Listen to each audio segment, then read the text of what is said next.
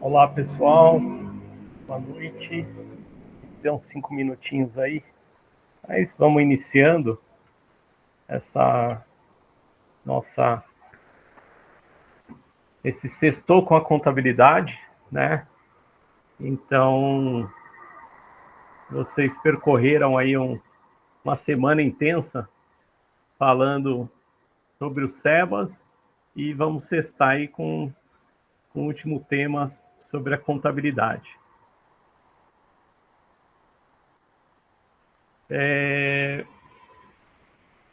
Só para eu gostaria de fazer essa aula me apresentando, sou Aguinaldo Lima, eu sou contador, eu também formado em Ciências Contábeis, bacharel em Ciências Contábeis, também sou mestre em Educação.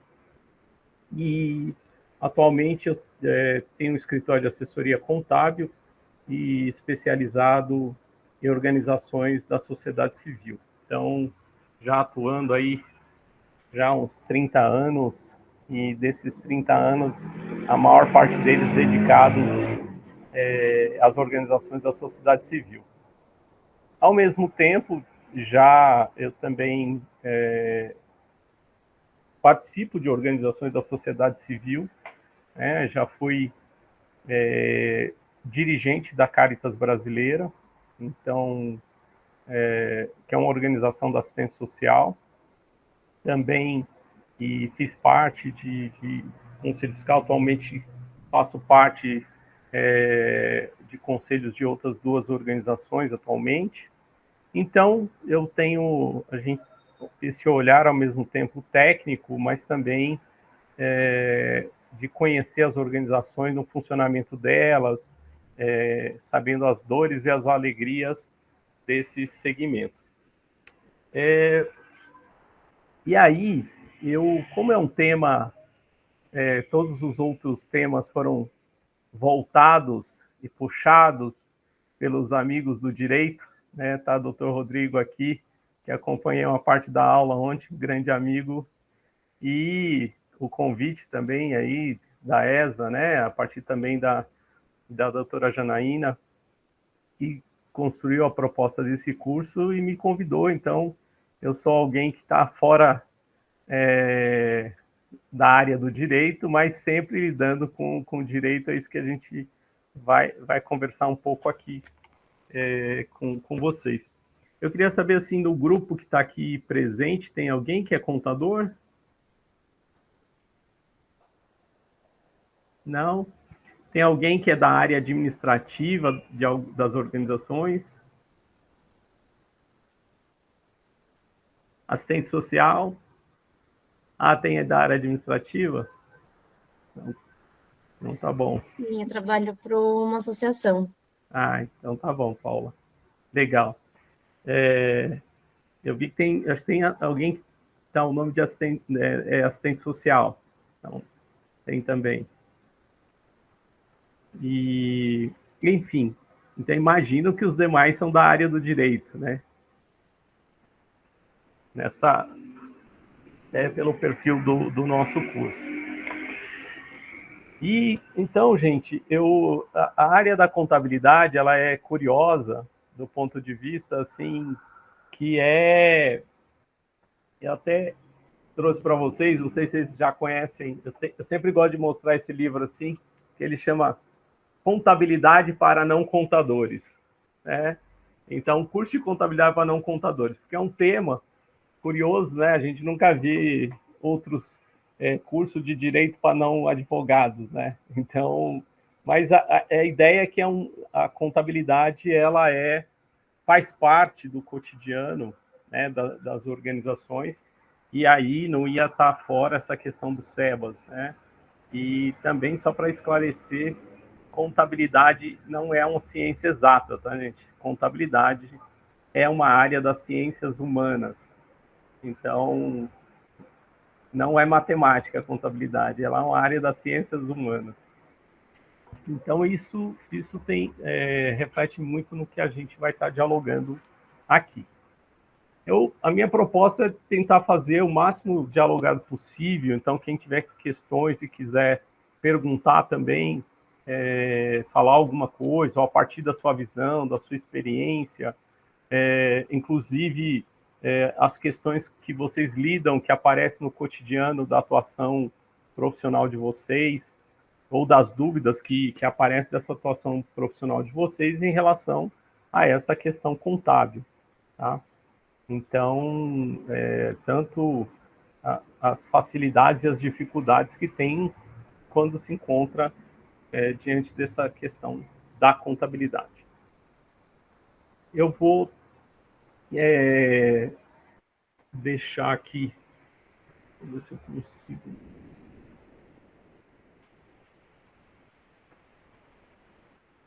Quando a gente faz a apresentação, a gente some um pouco, mas a gente continua por aqui.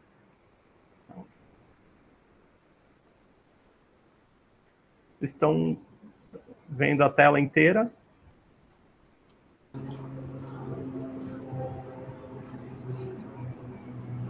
Tá dando para ver a tela inteira? Não?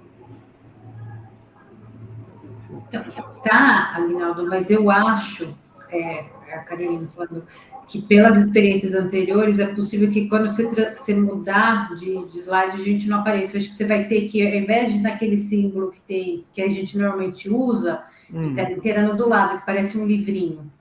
Estou dando uma aqui de suporte, porque foi o que ele falou da outra vez. Esse aí. Vamos ver se vai. Acho que vai ser por aí. Vocês estão vendo? Tela inteira, então? Sim. Então Sim. tá bom. Então vamos lá. Bom, o tema e o percurso que foi de formação dessa semana foi de discutir o SEBAS e tudo que ele traz da imunidade tributária, das contribuições sociais, né? E dos aspectos relevantes na rotina interna de uma entidade beneficente. Então, e essa interação com os ministérios. Então, foi nessa perspectiva que também foi proposto um tema de apresentar a importância da contabilidade na certificação, né, de uma entidade beneficente, e com essa questão bastante específica, superando o alto índice de indeferimento em SEBAS, né? A contabilidade tem sido apontada aí como uma vilã, né? Uma vilã aí, eu acho um pouco, às vezes, injusto com toda a área nesse sentido, mas ela tem aparecido muito com essa questão do alto índice de indeferimento, como algum dos pontos aí apontados. Eu acho que é isso que a gente precisamos debruçar aí para estar dialogando com vocês. Não sei se vocês já se depararam com alguma situação de indeferimento que apareceu essa questão da contabilidade. Se alguém tem algum caso que aconteceu ou lidou no cotidiano.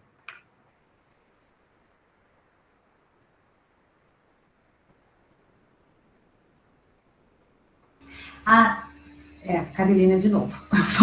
Não, tranquilo. Não fui eu que cuidei, mas eu soube recente no escritório que acho que a questão é que, e até foi a contabilidade que assim, ficou meio indignada, mas parece que não tinha as notas explicativas. E aí a contabilidade não queria, não, mas eu sempre fiz assim, e enfim, aí no fim precisaram ajustar, mas teve uma questão nesse sentido, de sempre que não tinha nota explicativa e a contabilidade questionou, mas no fim precisou. Ou seja, ela não fazia e achou estranho o pedido de nota explicativa. Exato. Tá certo. Legal, Carolina. Então, se tiver outras situações aqui, se a gente for comentando, vamos chegar até nisso aí, dialogar sobre essa questão. Bacana. Bom, para essa questão do alto índice de indeferimento, e colocando a questão contábil no centro, ela é um aspecto crítico, né, para a concessão e manutenção do SEBAS. É isso porque a contabilidade de uma entidade beneficente, ela tem que estar em conformidade com as exigências legais, né? Especialmente para demonstrar a aplicação dos recursos de forma transparente e direcionada aos objetivos institucionais. Então, esse aspecto crítico, né, porque é na contabilidade que vai se enxergar e demonstrar a aplicação dos recursos de forma transparente e direcionada aos objetivos institucionais. Ontem eu acompanhei um pouco da fala do Dr. Rodrigo, né? Então, até nesse aspecto das organizações da assistência social, né? Então, quando aparece na lista, né, sempre vai aparecendo essa questão da contabilidade. Então, como uma necessidade, tá? Aí, o que eu fiz e queria passar com vocês, a gente fazer em conjunto a questão dos requisitos. Então, vocês tiveram toda uma... eu sei que vocês leram várias vezes a lei e várias vezes o decreto nessa semana, de várias formas, com várias abordagens, né? Então, mas eu gostaria de aprofundar, porque é necessário que a gente tente identificar na lei complementar e no decreto esses requisitos contábeis na legislação. Como eles aparecem, né, na lei complementar. E eles aparecem nos requisitos gerais e nos requisitos específicos por área de atuação. Tá? Então, só para a gente ver em que situações ele aparece e como aparece esse requisito contábil na legislação do SEBAS. Né? Então, ele aparece no artigo principal, né, no ponto central dos requisitos gerais, lá o artigo 3º, que farão jus à imunidade, né, de acordo com a Constituição, às entidades beneficentes que atuam nas áreas de saúde, da educação e da assistência social, né, que vão ser certificadas nos termos dessa lei complementar e que atendam cumulativamente os seguintes requisitos. Aí tem toda a listagem e no item 4º, né, ele fala como requisito cumulativamente, então tem que faz parte dos demais, que mantenham escrituração contábil regular, que registre as receitas e as despesas, bem como registro em gratuidade, de forma segregada, em consonância com as normas do Conselho Federal de Contabilidade e com a legislação fiscal em vigor. Tá? Então, esse na questão principal. Então, ele falou, ó, tem que ter esse requisito de manter a escrituração contábil. Ainda nos requisitos gerais, no artigo 6º, eles colocam a questão que a entidade que atua mais de uma área, né, então, deverá manter a escrituração contábil segregada por área. Né? Então, de modo a evidenciar as receitas, os custos e as despesas de cada atividade desempenhada. Então, se eu sou da saúde, se eu tenho tudo, saúde, educação, assistência, a lei é muito clara que eu tenho que, na contabilidade, na escrituração contábil, isso tem que estar segregado por área, de modo a evidenciar as receitas, os custos e as despesas de cada atividade desempenhada. Né? Então, ainda nos requisitos gerais, aparece dentro do processo de certificação. Né? Então, eu tenho lá os requisitos básicos, né? E no processo de certificação, vamos chamar assim, ele coloca quase na lista dos documentos, né? Eles falam, os requerimentos de certificação serão apreciados, né? 2 pontos, aí a sequência, assim, pelas áreas que a entidade atua de forma preponderante. Então, os requeridos vão ser apreciados por cada área e considera áreas de atuação preponderantes aquelas em que a entidade registra a maior parte de seus custos e despesas nas ações previstas em seus objetivos institucionais, conforme as normas brasileiras de contabilidade. Né? Então, aqui ele nem usa a palavra registro contábil, né? Nem aparece essa palavra, mas aparece que o que vai se considerar na avaliação preponderante vai ser que registre a maior parte de seus custos e despesas nas ações previstas em seus objetivos institucionais, né? Conforme as normas brasileiras de contabilidade. Ainda no processo de certificação, vem uma coisa que até o Dr. Rodrigo apontou ontem, no parágrafo 3º do artigo 35º, que no caso em que a entidade, então, atua em mais de uma das áreas, qual é o critério que se utiliza, né? É o registro, mas fica dispensada a comprovação dos requisitos das outras áreas, né? Da área não preponderante, desde que o valor dos custos e das despesas das áreas não preponderantes, cumulativamente, não supere 30% dos custos e das despesas totais da entidade, não ultrapasse o valor anual fixado. Então, nos termos do regulamento para as áreas não preponderantes. Então, aqui ele aponta o critério, tem que segregar, e aquele para não ter análise de outras áreas, essa cumulativamente não supere, e o que demonstra os 30% é o registro dos custos e despesas segregados na contabilidade. Aí, na lei complementar, nós vamos já para os requisitos relativos, requisitos específicos, né?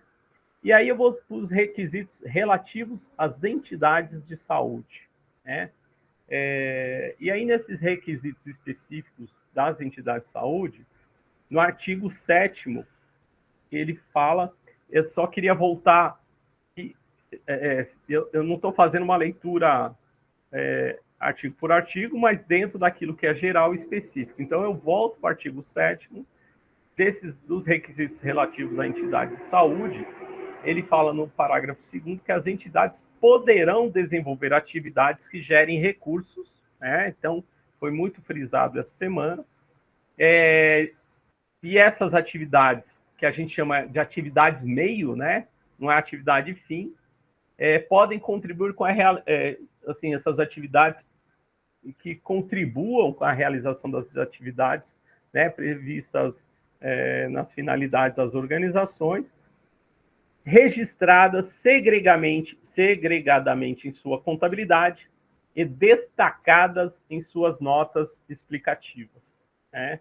Então, aqui, pela primeira vez, ele fala assim, eu tenho que segregar na contabilidade e destacar nas notas explicativas quando eu tenho uma atividade meio de geração de recursos para a organização.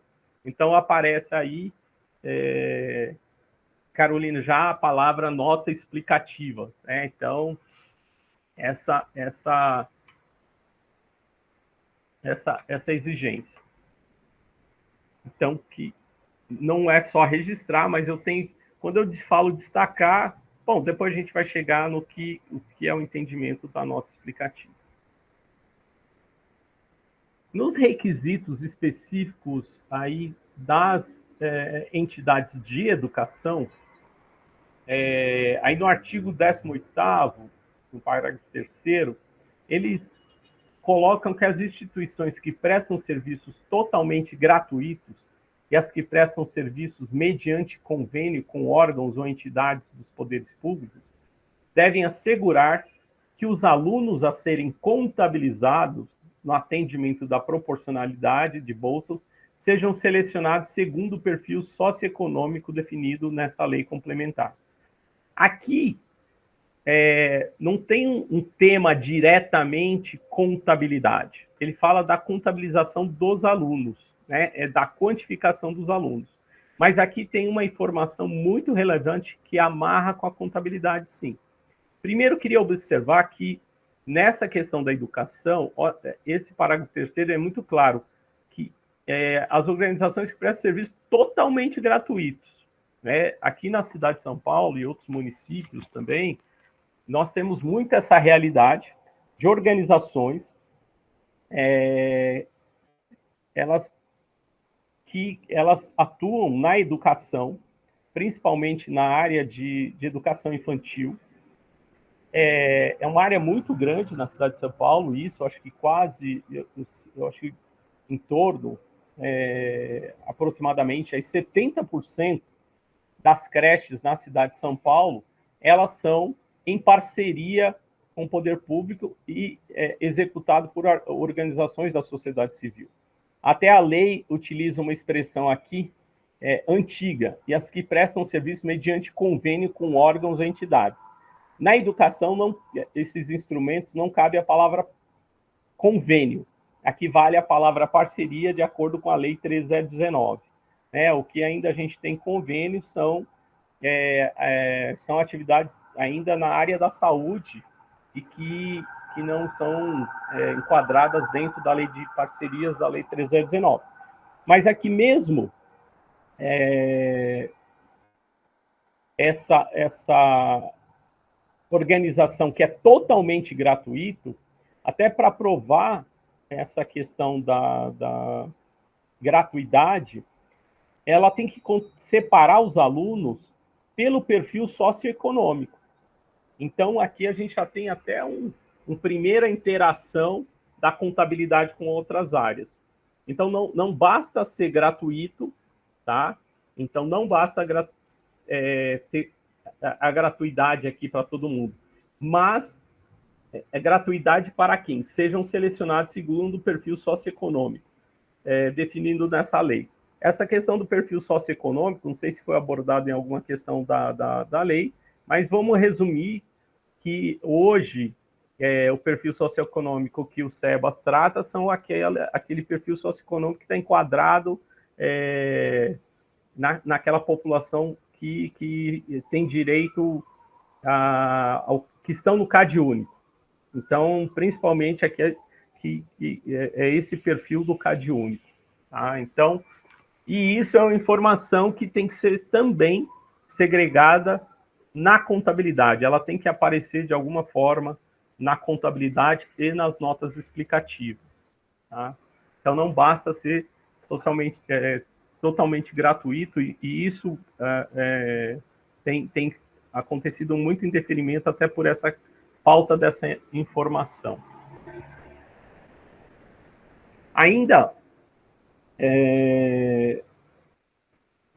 na educação, ela tem uma curiosidade grande, no artigo 25º, que as entidades que atuam na área da educação também devem registrar e divulgar em sua contabilidade, atendidas as normas brasileiras de contabilidade, de modo segregado, as bolsas de estudos e os benefícios concedidos, bem como evidenciar em suas notas explicativas o atendimento às proporções referidas nessa seção. Ou seja, na contabilidade, tem que separar os alunos que pagam integral, os alunos que pagam parcial, 70%, 80%, 50% e 100% de bolsa. Então, esse registro acontece, tem que aparecer na contabilidade cada grupo de aluno, ou seja, separado na contabilidade, que na demonstração contábil vai ter que aparecer separado. Quem pagou 100%, quem pagou 50%, quem tem bolsa 100%. E também vai ter que cumprir aquele requisito que eu disse da questão anterior. Inclusive, o próprio, nos manuais, né, que não está atualizado, um dos manuais que tinha no MEC indicava até um modelinho lá como deveria organizar, mas está desatualizado essa informação contábil na contabilidade. Mas isso é importante também aqui para quem trabalha com educação, aí a gente fala já, diferente da sessão anterior que a gente estava comentando, do 100% gratuito, que é no caso das creches públicas, né, financiado pelo poder público.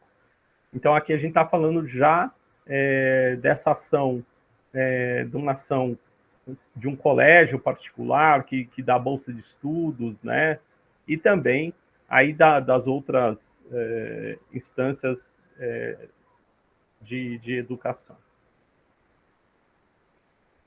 Tudo bem, gente? Até aqui? Tudo bem. Então, vamos lá. E aí a gente chega no requisito específico relativos às entidades de assistência social. E aí a gente encontra lá no artigo 30, repete a mesma coisa, que as entidades beneficentes de assistência social poderão desenvolver atividades que gerem recursos, a mesma coisa, de modo a contribuir com as finalidades, né, prevista na lei, registradas segregadamente em sua contabilidade e destacadas em suas notas explicativas. É curioso que a pergunta que eu faria para o legislador é por que repetiu a mesma coisa, né? Podia colocar na mesma frase. As entidades beneficiárias, mas nos requisitos específicos, parece que cada um construiu um pedaço. Mas é isso, repete o que estava já também no outro requisito específico da saúde, né? Então, repete aqui também para a educação, quase com os mesmos termos, essa questão das atividades meio, né? Então, como acredito que gerou muita confusão no passado, aqui quiseram esclarecer, ficou até repetitivo esse mesmo requisito contábil. E também é curioso, nos requisitos relativos às entidades de assistência social, que ela repete quase o que está lá no artigo 3º. Porque aí no artigo 31 tem uma lista exaustiva, constitui requisitos para certificação de entidade de assistência social, tem toda uma listagem e repete manter a escrituração contábil regular que registre os custos e as despesas em atendimento às normas brasileiras de contabilidade. Escreve até de uma maneira, vamos chamar assim, mais resumida até, né? Então, repete a mesma coisa de um requisito importante, ou seja, ressalta que é necessário manter a escrituração contábil regular e que registre esses custos, essas despesas e em atendimento às normas brasileiras de contabilidade. Então, e aí nós repete novamente nos requisitos específicos relativos às entidades atuantes na redução de demandas de drogas, que repete no 32º, parágrafo 6º, no desenvolvimento de atividade de recursos, tem que ser registrado segregadamente em sua contabilidade e destacado em suas notas explicativas. Então, repete novamente essa questão. Aí, nós vamos para o decreto, que eu acho importante fazer essa mesma passagem no decreto, porque o decreto, ele operacionaliza as questões da lei. Então, a gente sempre, às vezes, o decreto pode aparecer algo que contribua com a operacionalização, né? Então, os decretos deveriam apontar do como fazer, né? Então, a lei falou o que fazer, o que é necessário, e o decreto deveria fazer o como, a forma. Então, também fui destacando do decreto 11791, esses requisitos gerais e os requisitos específicos, os requisitos contábeis. E aí, ele vai direto nos procedimentos, na questão, no artigo 3º, ele fala que a entidade que atua em mais de uma área a que se refere o caput do artigo 3º, deverá manter a escrituração contábil segregada por área, de modo a evidenciar as receitas, os custos e as despesas de cada atividade desempenhada. Então, é isso. Deverá, tá, gente? Então, a palavra deverá tem que ter. É obrigado. Não adianta... aqui a lei aponta, deverá, tem que ter, tem que manter a escrituração segregada por área e evidenciar aí, evidenciando. Então, as receitas, os custos e as despesas de cada atividade desempenhada. Ainda nos requisitos gerais, né, os procedimentos que o decreto aponta, ele traz o requerimento no requerimento de concessão de renovação, que tem que ter uma declaração, está até nos modelos que o doutor Rodrigo colocou, uma declaração firmada pelo representante legal da entidade, cuja representação seja devidamente comprovada de que a entidade cumpre os requisitos, inclusive os requisitos contábeis. E no item C fala, que eu cumpro os requisitos, que mantenha a escrituração contábil regular, que registre as receitas e as despesas, bem como o registro de gratuidade, de forma segregada, em conformidade com as normas do Conselho Federal de Contabilidade e com a legislação fiscal. Então, isso é curioso. Eu vou falar para vocês que isso é muito curioso, mais à frente a gente vai chegar lá. Mas, quando falou-se de estatuto, uma das questões que se coloca nos estatutos é que a nossa organização, ela se obriga a ter escrituração contábil e de acordo com as normas do Conselho Federal de Contabilidade, tá? Mas mesmo assim, quis aqui no legislador criar um requerimento que eu tenho que o dirigente, eu falo eu, dirigente da organização, né? Ele afirma, né, os responsáveis pela organização, que ele mantém a escrituração contábil de acordo com as normas, né? Então, eu já tenho isso no estatuto, eu tenho isso em outras fontes que a gente vai comentar, mas eu tenho que ter um requerimento que repete isso novamente, né? E nesse requerimento aparece uma coisa muito importante, é que uma declaração firmada que a entidade cumpre os requisitos, né? E que ela também conserve pelo prazo de 10 anos, contato da data da emissão da certificação aqui, né? Os documentos, uma lista de documentos, e que nessa lista de documentos tem que ter as demonstrações contábeis e financeiras segregada, né? E repete todos os artigos, né?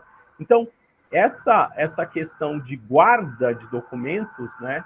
Às vezes tem uma discussão, a legislação fiscal fala tanto tempo, a legislação do SEBAS fala assim, olha, depois da certificação, tudo aquilo que você apresentou para a certificação e depois, durante a certificação, você tem que ter sempre os últimos 10 anos daquilo sempre guardado, né? Então, essa daqui faz, inclusive, é uma informação importante de como é a guarda dos documentos de cada organização, né? Então, você fala assim, poxa, mas na legislação fiscal, vão ver os últimos 5 anos. Assim, mas na legislação do SEBAS, ele fala da documentação de 10 anos anteriores, tá? Então, isso daqui é um apontamento muito importante também que deve ser observado pelas organizações. E aí, no requerimento, né, também, que quando tem atuação de mais que uma área, né, então,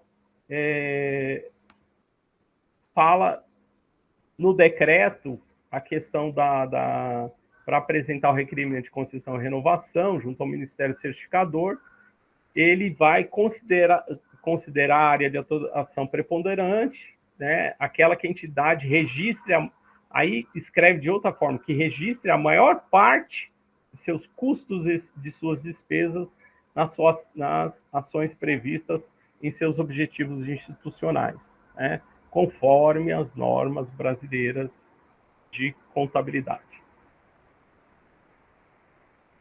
E aí, A entidade poderá também, tem isso no decreto, a questão das atividades de geração de recursos, né? E que aqui tem até no decreto é melhor a redação, porque ele fala das 3 áreas, né? De modo a contribuir com a realização das atividades de assistência social, de saúde e educação, registradas segregadamente em sua contabilidade e destacadas em notas explicativas. Então, aqui o decreto, a redação ficou melhor até do que a lei, porque ele conseguiu juntar as 3 áreas para dizer a mesma coisa, né? Poderá desenvolver atividades, mas nas 3 áreas registradas aí segregadamente.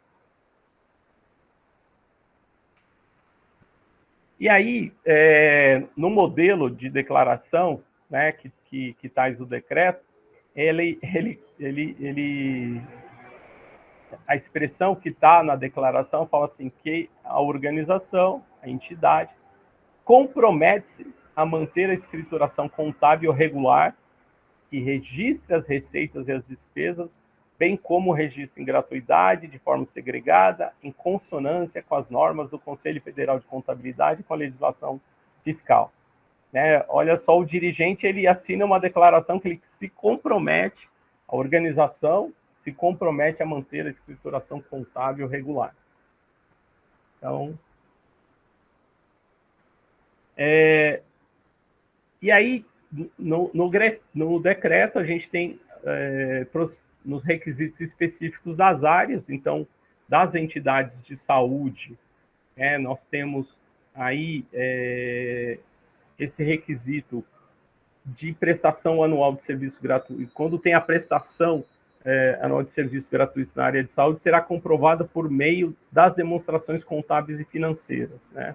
Então, como que se comprova na área da saúde essa questão da prestação anual de serviços gratuitos? Tem que estar lá nas demonstrações contábeis. Você se comprova como?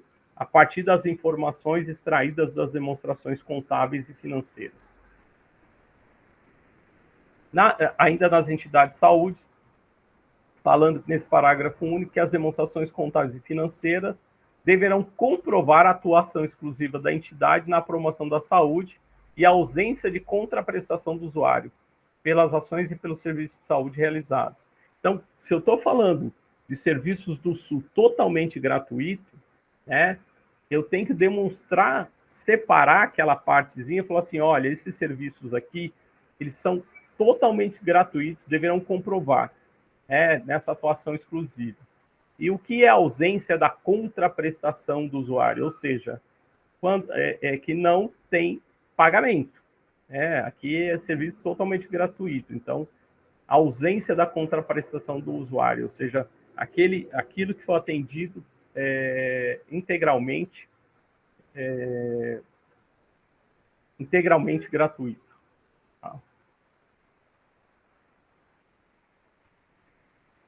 E aí, aqui no decreto, você vê que os procedimentos são mais extensos do que na lei, e que uma das coisas que vai, na análise da concessão ou renovação, vai ser verificado, né, por meio da conferência das demonstrações contábeis e financeiras apresentado à entidade, que ateste o valor aprovado e executado anualmente no âmbito do PROAD-SUS. Ou seja, tem alguns recursos, né, que eles têm que ser mais destacados ainda, mesmo sendo segregado na contabilidade, a área da saúde, ainda você tem algumas informações que eles têm que ser também destacados de forma separada, né, nas demonstrações contábeis e financeiras, que é este que vai ser o documento que servirá de análise. Não é um relatório financeiro complementar, são nas demonstrações contábeis e financeiras.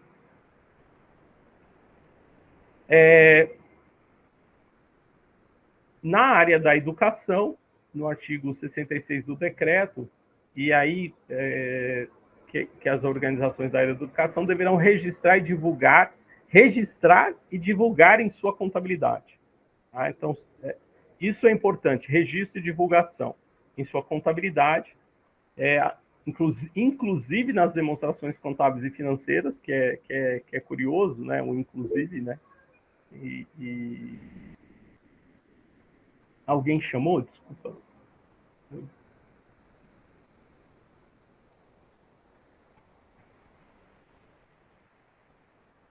Se alguém chamar, pode falar que eu não estou vendo vocês, tá bom, gente? Aí vocês dão... Aguinaldo, boa noite, tudo bem? Boa noite, tudo bem. Gostaria de fazer uma pergunta bem rápida, às vezes ainda não chegou nesse contexto, mas dentro dessa questão de contabilidade. Um dos requisitos é essa parte de uma auditoria, né, externa da contabilidade. Qual é o impacto de um parecer não tão favorável para o processo do SEBAS? Espera aí que eu chego lá. Ok, então, perfeito. Eu vou chegar lá, então. Então tá bom, isso é uma boa pergunta. Desculpa, eu não vi seu nome. Lucas. Oi, Lucas. Não vamos esquecer não, Lucas. Não vou chegar lá, é uma pergunta importante. Tá joia, então. Obrigado. Então, na educação, ele coloca essa questão de separar, aparecer na contabilidade as bolsas de estudo e os benefícios concedidos, evidenciar em nota explicativa o atendimento. Ele repete o que está na lei, né? Então, o atendimento à proporção, né, de cada bolsa, até para a composição do atendimento dos requisitos do SEBAS. Nas entidades, os requisitos específicos para a entidade de assistência social, ele usa uma expressão: para ser certificada, a entidade deverá comprovar que no ano anterior ao do requerimento destinou a maior parte de seus custos e de suas despesas a serviços, programas ou projetos socioassistenciais. Então, e aí, por meio, deverá comprovar que destinou, né, para os programas ou projetos socioassistenciais, deverá comprovar por onde? Por meio da apresentação das demonstrações contábeis e financeiras que trata do caput. Tá? Então, aqui ele falou, você vai comprovar como? Você vai comprovar por meio da apresentação das demonstrações contábeis. E aí, para atuantes de redução de demandas de drogas, eles só tem uma menção da questão das atividades que gerem recursos ser registrado separadamente, né, segregadamente. E aí, no requerimento de concessão de renovação, deverá ser protocolado acompanhado do quê? Do relatório de atividades desempenhadas no exercício anterior do requerimento, acompanhado das demonstrações contábeis e das notas explicativas, que comprovem a prestação de serviço na área da redução de demanda de drogas. Perdão, ainda no campo das atuantes na redução de demandas de drogas.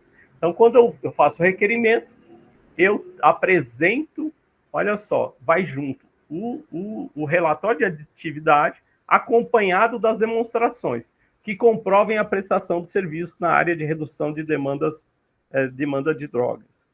Então, está na mesma frase, tá? Depois a gente tem que refletir sobre isso. Eu apresento um relatório e também acompanhado das demonstrações contábeis que comprovem a prestação do serviço, né? Aqui, a interpretação é essa mesmo.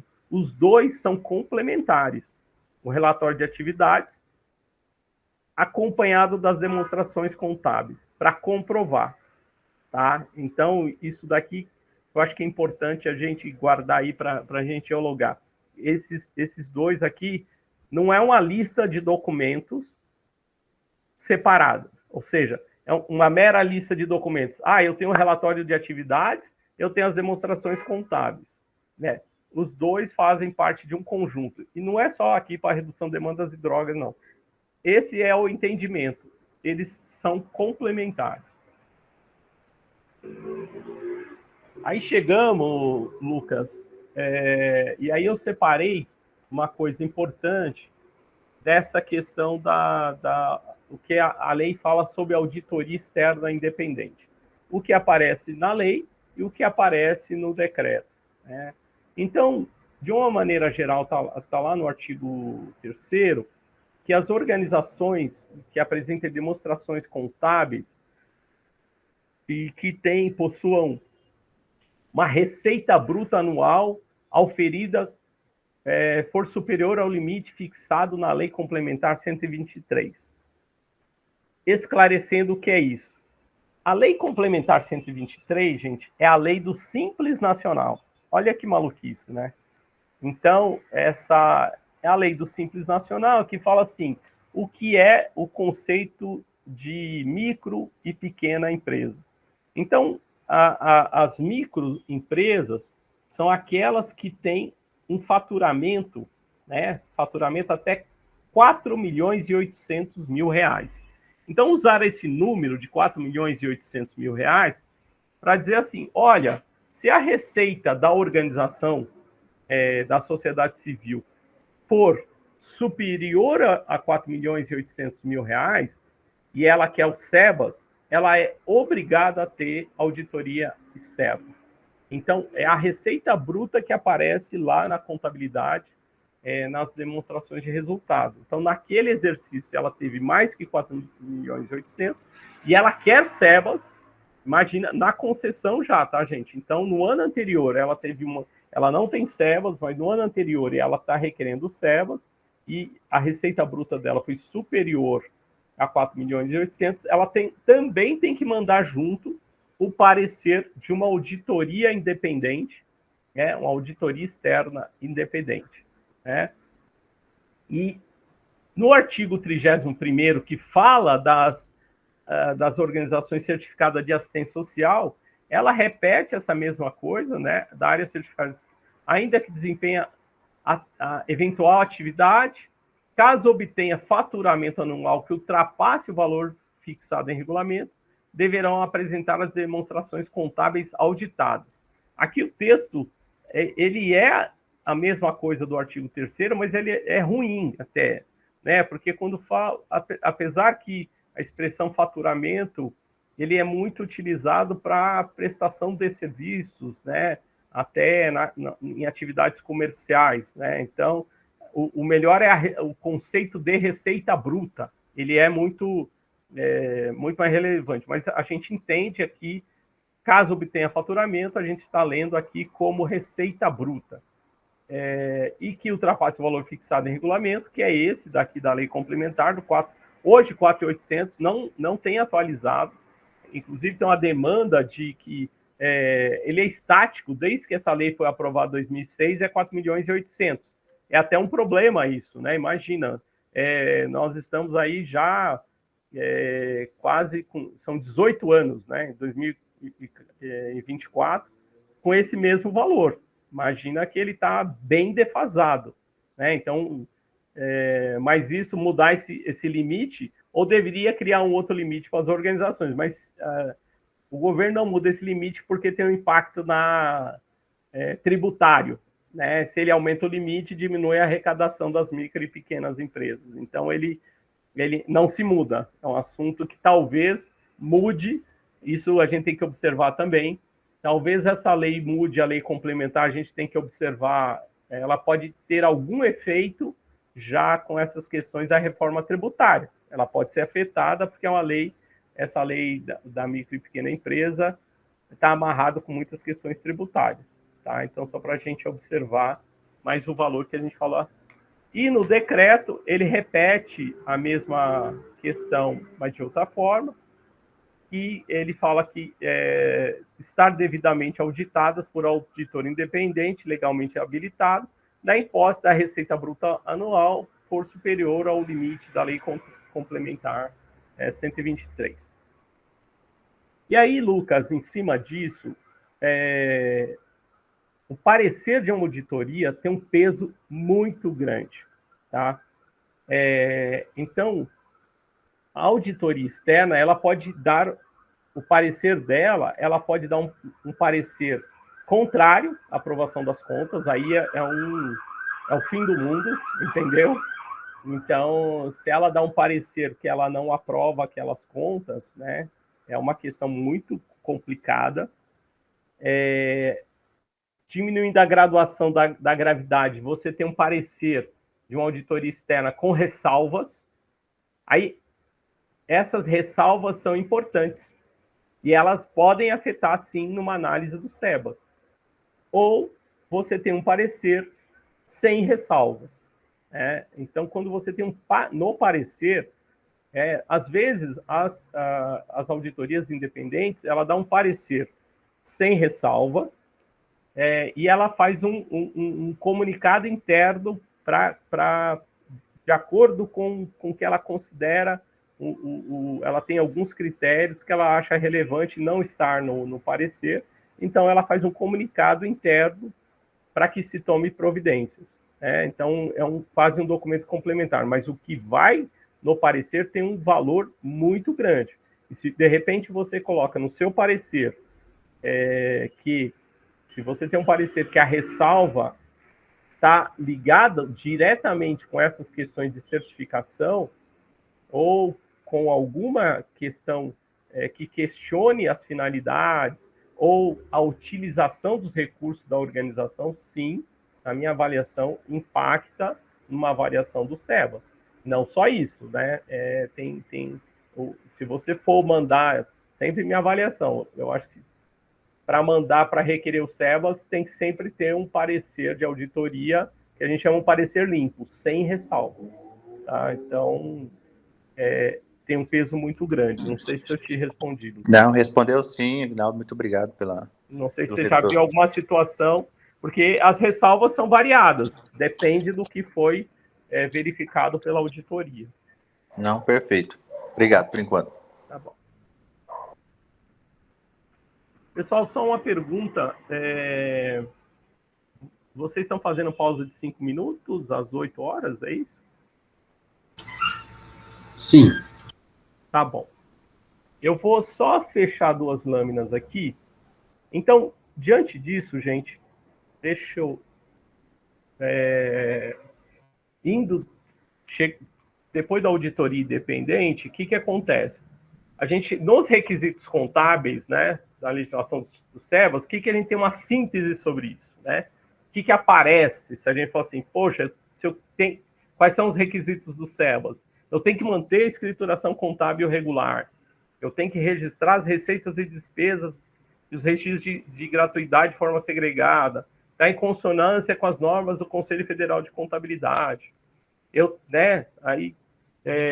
Essa daqui que está mais... Era para tirar aquela e ficar só essa, eu deixei as 2, perdão. Está em consonância com as normas brasileiras de contabilidade, do Conselho Federal de Contabilidade e com a legislação fiscal.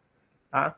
Manter a escrituração contábil segregada por área, demonstrando a área de atuação preponderante, indicando os registros contábeis onde está a maior parte dos seus custos e despesa, conforme as ações previstas em seus objetivos institucionais. Evidenciar as receitas, os custos e as despesas de cada atividade desempenhada, né, de forma segregada. Né? Então, aqui sempre aparece essa palavra evidenciar. Né? Então, segregar. As atividades que gerem recurso, ela tem que estar registrada também segregadamente na contabilidade, destacado em notas explicativas. Então, resumindo, 1, precisa ter contabilidade regular. 2, essa contabilidade tem que estar de acordo com as normas brasileiras de contabilidade. E esse estar regular significa que também tem que estar segregado por área para demonstrar atuação preponderante. Né? E o critério é onde está, onde eu aplico os meus recursos. Né? Quando eu falo onde estão os meus custos e despesas, é porque é onde eu gasto mais. Né? Onde está a maior parte dos meus custos e despesas, ele não fala nas receitas. Na verdade, a contabilidade sempre olha a origem dos recursos e a aplicação dos recursos. Então, aqui ele pergunta, a minha área de atuação é onde eu aplico os recursos, né? Não é da origem dos recursos, mas é onde eu aplico os recursos. E quando eu aplico o recurso, eles são ou um custo ou uma despesa, né? Nas ações dos meus objetivos institucionais. Né? E isso eu tenho que evidenciar, né? Eu tenho que deixar claro, eu tenho que segregar. E quando aparecem outras informações como essa que geram recursos, são atividades independentes da minha atividade fim, eu também tenho que manter de uma maneira separada. Tá? Então, vamos só interromper 5 minutos, aí 8h05 a gente volta, pode ser? A gente toma uma água, já estou com a garganta seca aqui. Eu vou falando e vai secando a garganta, né, Rodrigo? Então, a gente vai se empolgando aqui. E a gente volta, e aí, pessoal, se tiver questões também, já pode ir trazendo e a gente vai dialogando, tá bom? Então, até já. Bom, até agora eu estava fazendo uma leitura exaustiva com vocês. Essa questão de fazer essa leitura exaustiva,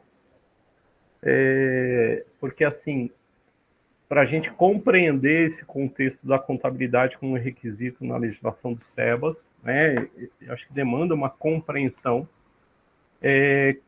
para a gente não tratar apenas como um item da lista, tá, gente? Então, mas para a gente compreender o papel dos requisitos contábeis na legislação. Acho que vocês, como operadores do direito, ajudam muito nessa reflexão, né? Porque, vamos lá, o que são, né? O que são as normas brasileiras de contabilidade, né? Então, as normas brasileiras de contabilidade são um conjunto de diretrizes, procedimentos técnicos estabelecidos pelo Conselho Federal de Contabilidade, que regula a prática contábil no Brasil. Elas são aplicáveis aos profissionais de contabilidade, incluindo contadores e técnicos em contabilidade, e tem como objetivo garantir a uniformidade, transparência e qualidade das informações contábeis. Então, quando se fala que é para seguir as normas brasileiras de contabilidade, significa que a gente é uma linguagem única, uniforme, que garante essa uniformidade da informação.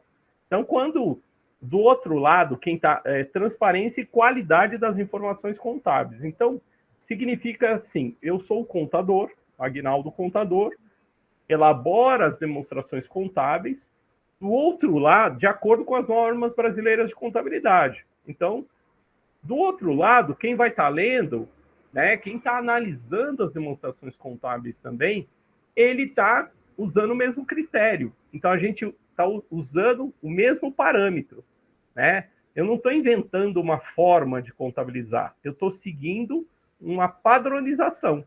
Eu estou seguindo uma diretriz técnica que, então, ou seja, olha, em tal situação, como que deve ser feito? As normas dizem isso. Ó, nestes casos, devem ser feitos desta maneira. Então, por isso que a lei fala assim, ó, tem que seguir as normas brasileiras de contabilidade. Nós, como profissionais da área contábil, nós temos sempre que seguir as normas brasileiras de contabilidade, né? A gente não tira de outro lugar. Então, a nossa prática contábil, ela é fundamentada nas normas brasileiras de contabilidade. Então, é lá que a gente garante a uniformidade, a transparência e a qualidade das informações contábeis. Não tem como fazer contabilidade sem seguir as normas brasileiras de contabilidade, né? E aí, a gente chama de, resumidamente, a sigla NBC, né? Ela é estruturada por temas, né? Então, as normas brasileiras de contabilidade, ela é estruturada por diferentes categorias, né? Então, ela tem uma norma geral, né? A TG, né?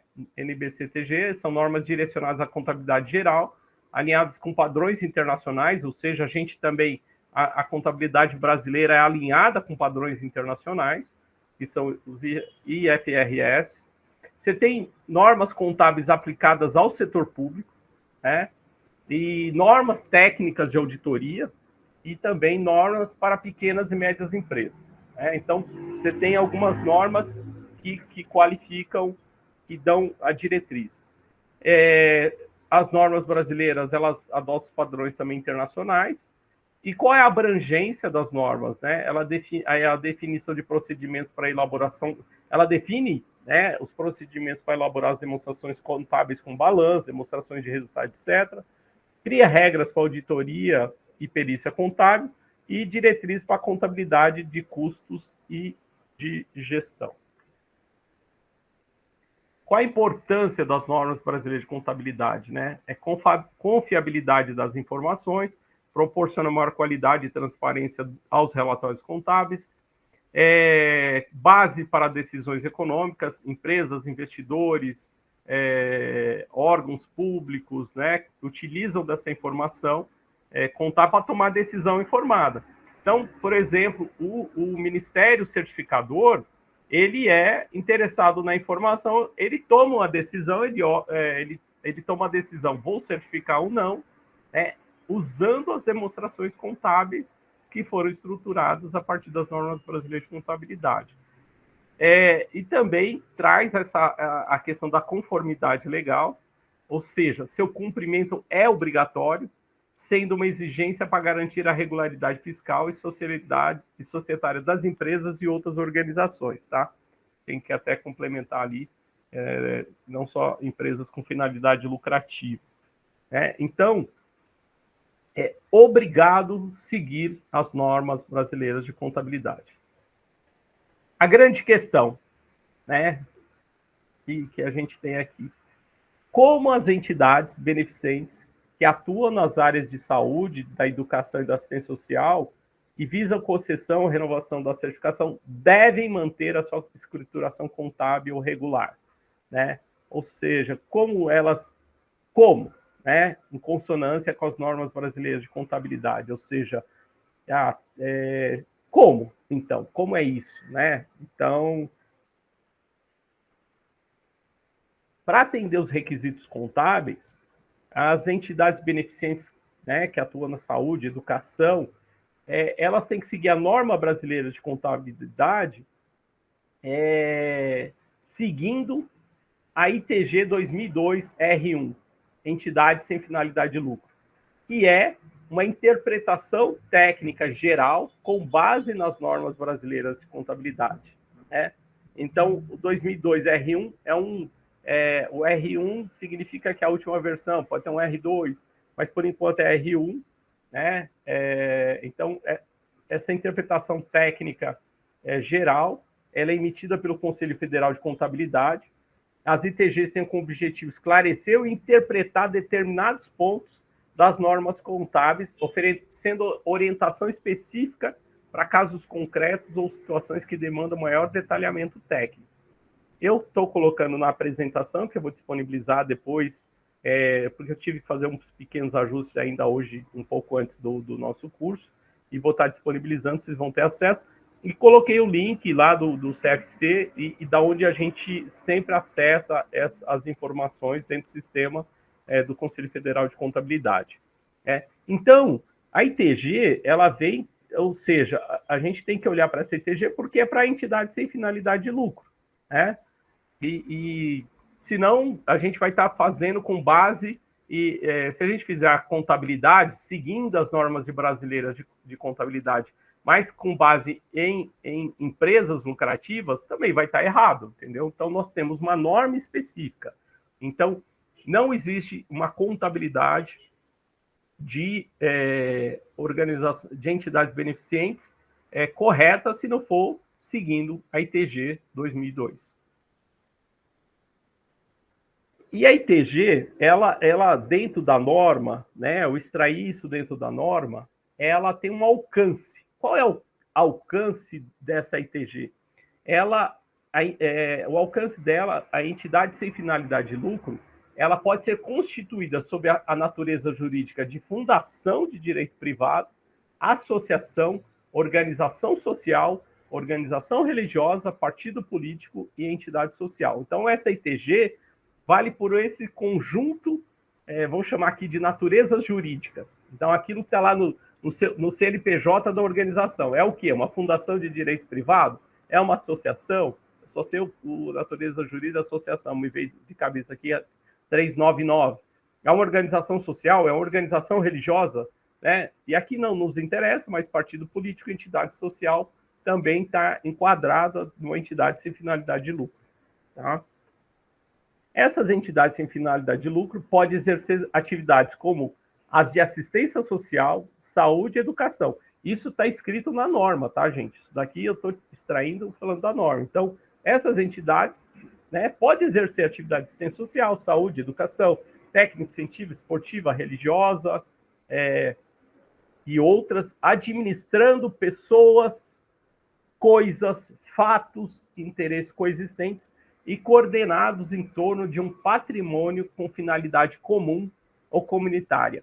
Ou seja, aqui é importante, né? Aqui o patrimônio de uma organização, ele é privado, mas ele é um patrimônio comum, ou o conceito de patrimônio social, né? Comum ou comunitário.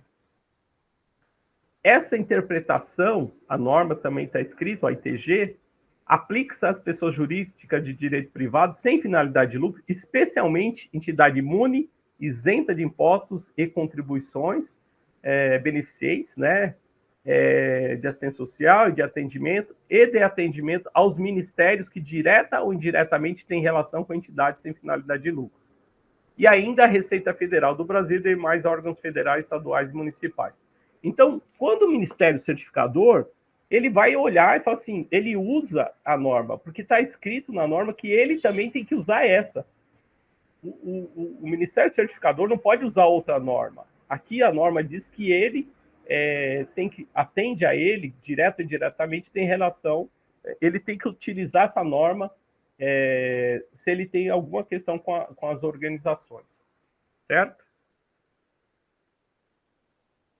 A outra coisa que a ITG fala, essa questão do reconhecimento. Depois eu queria só lembrar de vocês essa questão da competência, né? As receitas e as despesas devem ser reconhecidas respeitando o princípio da competência. Aqui é só abrir um parênteses bem de uma linguagem contábil, gente. O que é o princípio da competência, né? Então, uma despesa, né, um custo ou uma receita, vou dar um exemplo assim. Eu tenho um salário, tá? Uma remuneração, né, de colaboradores CLT. Eu tenho uma folha de pagamento que é do mês de novembro. E eu só vou pagar em dezembro. Né? Pelo princípio da contabilidade, quando eu vou lançar a contabilidade, apesar que eu paguei em dezembro, eu tenho que registrar que isso é uma despesa ou um custo de novembro. A competência daquele custo é daquele mês que aconteceu. Então, aquela despesa é da competência do mês de novembro, né? Mesmo eu pagando em dezembro. Normalmente, na administração financeira, utiliza o que a gente chama princípio de caixa, né? Então, quando entrou e saiu do meu caixa. Mas a contabilidade sempre respeita o princípio da competência. E aí, todos os registros, olha só, está na norma, devem evidenciar as contas de receita e despesa com e sem gratuidade, superávit ou déficit, de forma segregada, identificadas por tipo de atividade, tais como educação, saúde, assistência social e demais atividades. Mesmo, olha só, gente, mesmo que eu não estou pedindo o SEBAS, mesmo que eu não esteja, minha organização não está pleiteando o SEBAS, obrigatoriamente eu tenho que segregar na contabilidade por atividade, tá? O SEBAS está me pedindo lá, mas a norma contábil já fala que eu tenho que segregar, tá? Então, uma contabilidade que segue as normas, ela, por princípio, ela tem que já ser segregada por tipo de atividade, né? E ela tem que identificar os benefícios concedidos pela entidade, devem ser reconhecidos de forma segregada as gratuidades, destacando aqueles que devem ser utilizados em prestação de contas nos órgãos governamentais. Olha só que a norma já fala isso, olha, eu segrego e também tem que, aquilo que eu presto conta para o órgão governamental também tem que informar destacadamente, tá? Então, está tudo lá na lei complementar e está no decreto, mas a norma contábil já falava antes, tá? E ainda mais, os registros contábeis devem ser segregados de forma que permitam a apuração das informações para a prestação de contas, exigidos por entidades governamentais, aportadores, reguladores e usuários em geral. Então, a norma já fala, olha, você tem que segregar para permitir que quem está olhando do outro lado, na hora que você está prestando contas, né, da sua certificação, ou para outros órgãos, ele possa ter capacidade de analisar a sua prestação de contas de forma segregada.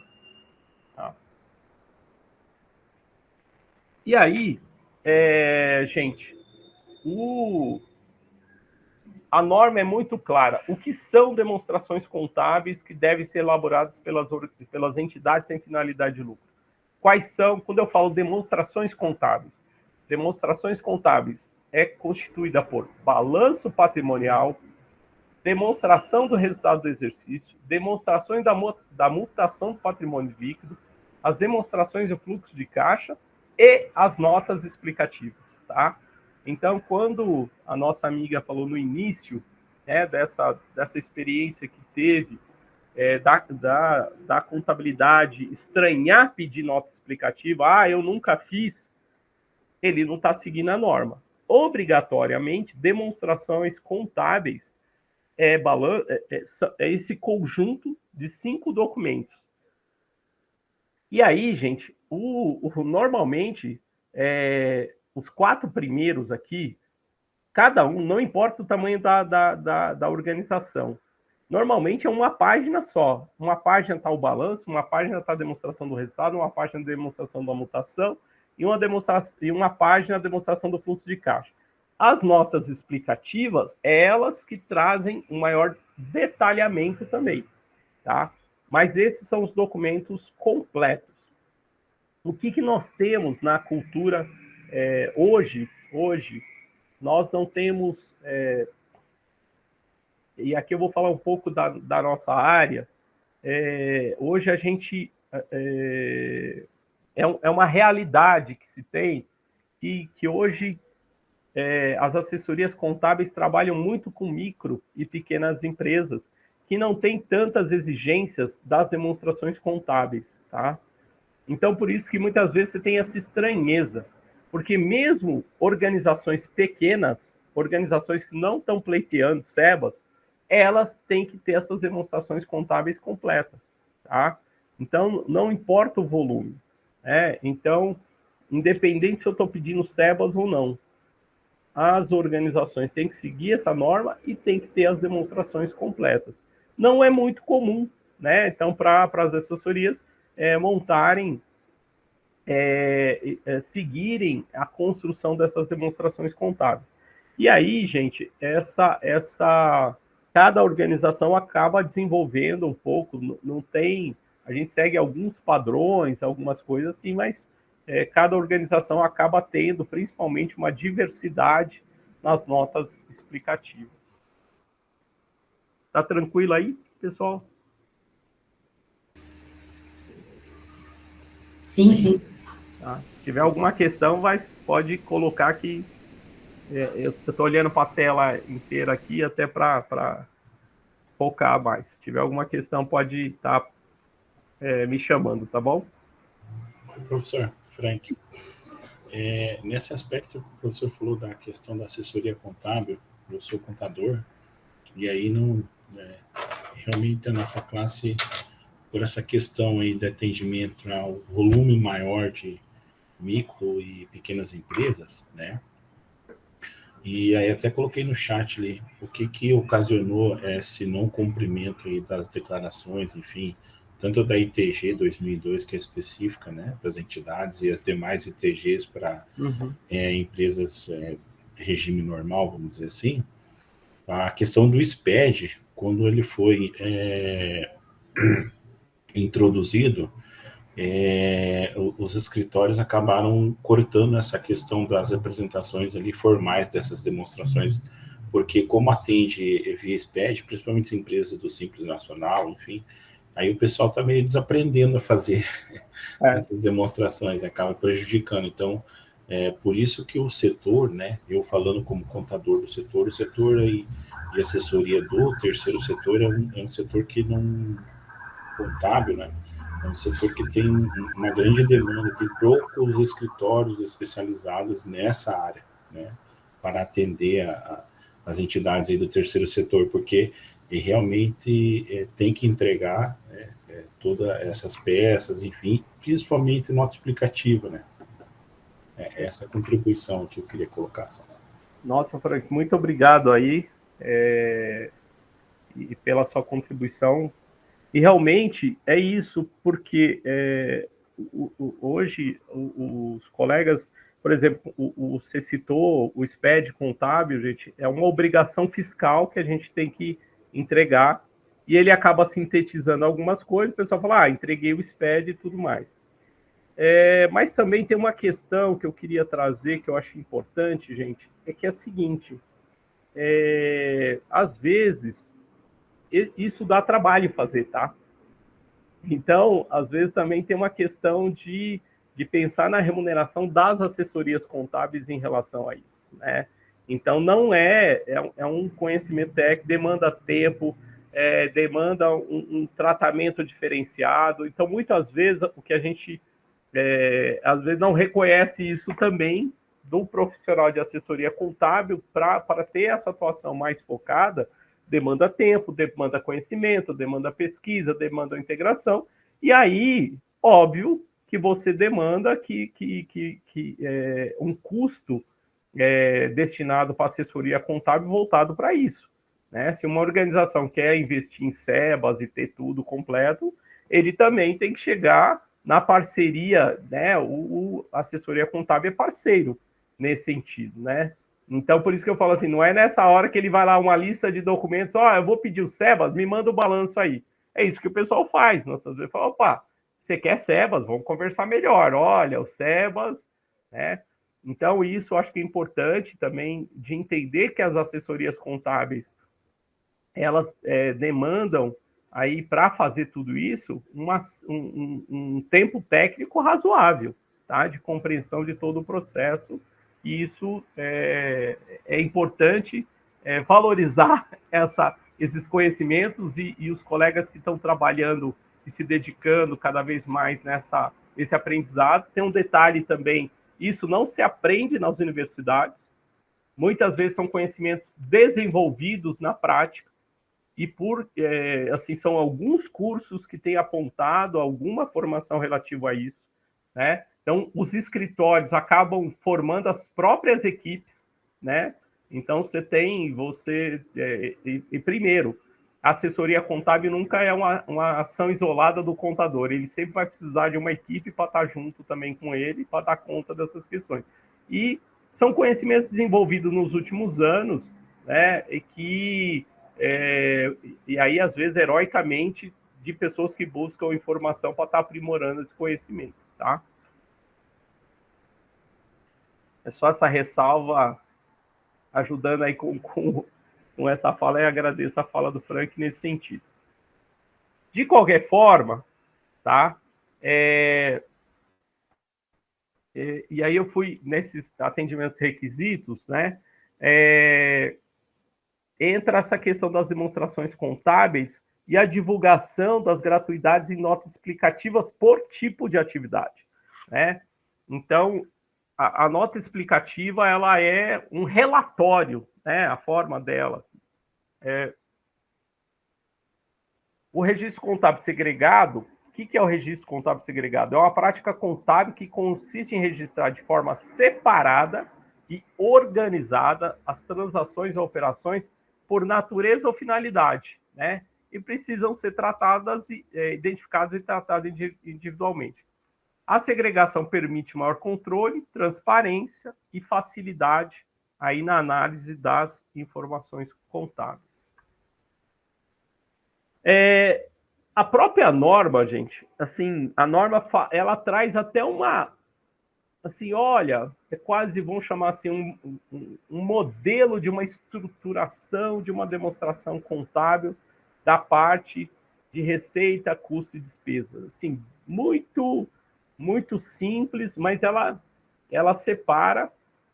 E hoje, nessa norma, é uma norma de 2015, ela traz uma questão importante, que quando a gente vai identificar na contabilidade, ela traz essa questão tanto das receitas, principalmente nas receitas, a ideia de receitas com restrição e sem restrição. Então, vamos falar disso primeiro. O que é com restrição é tudo aquilo que a organização está executando e ela tem que cumprir, normalmente, eu vou dar esse nome, um plano de trabalho. Ela recebeu um recurso, mas esse recurso é vinculado a um comprometimento dela desenvolver determinadas atividades. Normalmente são recursos públicos, mas muitas vezes são recursos privados também. Hoje, você pode ter uma parceria com uma organização privada que você recebe o recurso, que ela fala assim, olha, estou te passando o recurso, mas você tem que respeitar esse plano de trabalho que a gente está fazendo aqui. Ó. Você tem que gastar com tanto com equipe, tanto com alimentação, tanto com tal coisa. Então, isso que a gente chama recurso com restrição. E a norma já aponta, a ITG já fala assim, olha, você tem que separar por programas ou atividades. Né? Então, ela dá até um nome, ou um programa ou atividade de educação, de saúde, assistência social, direitos humanos e outros programas e atividades. Né? Então, aqui até a norma, ela não está focada aqui só no SEBAS, né? Então, ela está focada em outras atividades, né? Então, principalmente hoje, nós temos muitas outras organizações de defesa de direitos diversificados. Então, nessas outras atividades, então, muitas organizações, a gente atende aqui no escritório, que o pessoal quer que se destaca de direitos, defesa de direitos do idoso, defesa de direitos das mulheres. Então, a gente faz uma segregação por essas outras atividades para aparecer nas demonstrações contábeis, porque comprova que a organização tem desenvolvido atividades naquele campo. É uma forma de comprovar. Então, nas receitas com restrição. E aí, gente, uma coisa importante, principalmente vocês que operam no direito, sempre relembrar nas suas organizações, gente, tem que registrar o trabalho voluntário, tá? O trabalho voluntário, ele é um recurso que precisa ser mensurado, registrado e contabilizado. E aí, os recursos sem restrição, aí é um outro grupo, né, de receitas, e aí você tem receita de serviços prestados, ou de outros recursos recebidos, pode ser também aqueles que... Aqui entra naqueles recursos de das atividades meio, né, que fala ali de geração de renda, as contribuições e doações voluntárias, ou seja, são aqueles recursos que entram e a organização tem uma liberdade na sua aplicação, desde que seja nas suas finalidades. Né? Então, eles não estão vinculados aí a um plano de trabalho, vinculados a uma parceria com um terceiro. E as demonstrações contábeis vai também ser segregado lá nos custos e despesas do mesmo jeito, com programas e atividades de educação, saúde, assistência social, direitos humanos, né? Então, traz também essa segregação na parte de custos e despesas, também por área. Então, na origem do recurso, segregado, e na aplicação do recurso. E aqui que entra aquela parte importante, gente, que eu vou evidenciar. Olha, se eu sou de educação, naquele ano, se a minha organização ela teve um recurso de 1 milhão, né? Então, para que eu seja, vamos pensar assim, para que eu seja de educação, de acordo com a legislação, para que eu seja de educação, desse 1 milhão, eu tenho que ter aplicado em programas de atividade 700 mil, não é? Então, e distribuídos os outros 30% nas outras atividades, e assim por diante. Então, se eu sou de assistência social, os recursos que eu apliquei em assistência social tem que estar aí mais que 70%, né, no desenvolvimento das atividades. Tem que aparecer isso no meu balanço.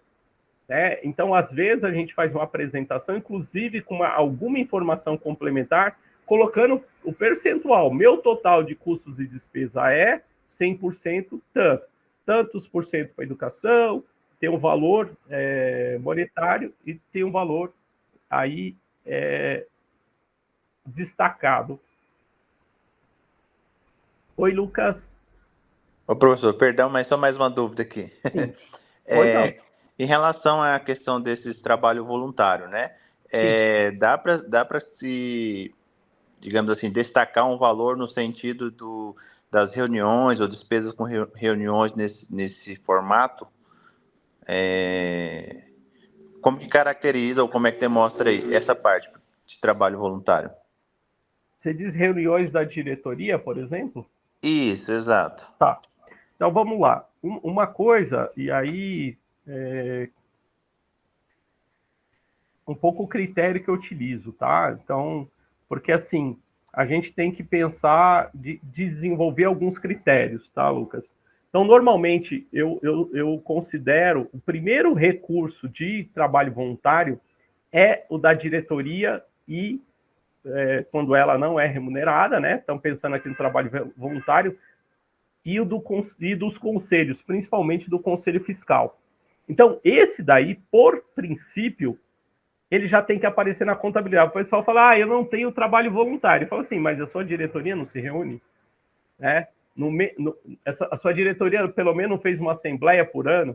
Pelo menos ela vai ter 4 horas de uma assembleia. Isso. No mínimo, ela fez uma assembleia e se dedicou 4 horas. Aí, bom, primeiro critério que eu utilizo, falo assim, então foram 4 horas da nossa reunião, certo? Aí eu tenho que pensar num valor dessa hora.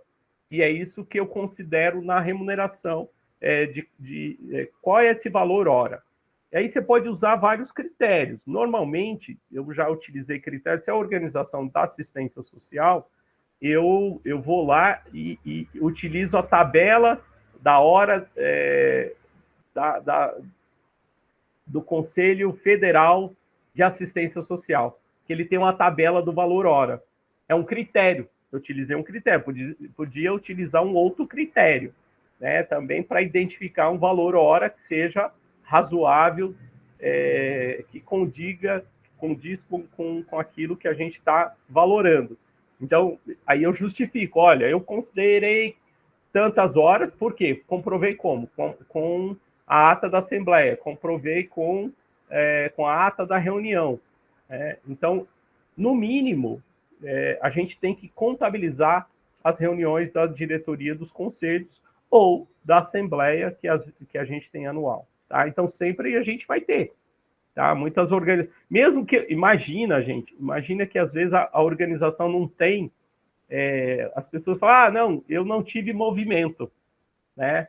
Então, aí assim, eu entrego a declaração, não tive movimento. Poxa, então eu não vou ter nunca balanço. Eu falo assim, e o trabalho voluntário? Então, eu posso fazer um balanço só com trabalho voluntário. Então, só para o pessoal entender, o trabalho voluntário, ele aparece lá nas receitas como receita, as pessoas doaram suas horas, e, ao mesmo tempo, eles aparecem como custo. Aparece como custo no mesmo valor. Então, o resultado é sempre 0. O custo, por quê? Eu considero o quanto eu deveria pagar para essas pessoas. Né? Então, até a lei do voluntariado fala isso. Quanto, tem a expressão correta lá, mas quanto eu pagaria, quanto custaria. E aí a gente cria um critério. Normalmente, para mim, eu tenho utilizado o critério hora, pode-se pensar em alguns outros critérios, tá bom? Não sei se ajudou aí um pouco, Lucas. Não, ajudou sim, professor. Muito obrigado. Tá, e cada vez mais as auditorias estão pegando no pé, viu? Assim, a gente entrega a demonstração, tá, o cara fala assim, cadê o trabalho voluntário? Né? Então, tem sido um negócio chato aí chato não, eu considero que é relevante, uma informação relevante, mas as auditorias cada vez mais estão pegando no pé. E essa ausência até do conselho, né, dessas atas, ela pode caracterizar uma falta de governança também, né? Também. Então, você vê que tudo vai refletindo as atas que a gente apresenta, né? Então, Não, perfeito, professor, muito obrigado. Vai amarrando. Bom, avançando, a coisa que é mais aberta, né, que acaba tendo, é a questão das notas explicativas. Mas a norma fala assim, olha, as notas explicativas, pelo menos, tem que ter, fala assim, pelo menos, gente, olha, tem que ter algumas informações, né? Olha, tem que ter um contexto operacional da entidade, qual é a natureza social e econômica dela, quais são os objetivos sociais dela, né?